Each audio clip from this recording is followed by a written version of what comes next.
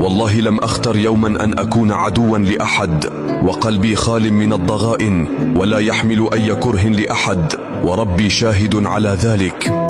لكني لا أعود لمن أهانني يومه. أنا من أولئك الذين يمنحون الوفاء بلا حدود، يحفظون العهد ولا ينسون المعروف. أحمل في قلبي كل خير لمن حولي، وأعطي بلا حساب لمن يستحق. لكن حين يمس أحد كرامتي أو يستخف بقيمتي تتغير المعادلة تماما. عندها لا أجد في نفسي دافعا للعودة أو للتسامح، فأنا لست ممن ينسون بسهولة.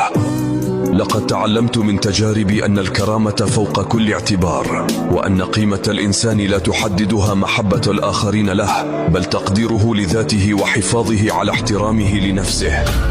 قد أغفر الإساءة وأتجاوز عن الزلات، لكني لا أسمح لأحد أن يمتهن عزة نفسي أو أن يكرر أخطاءه معي.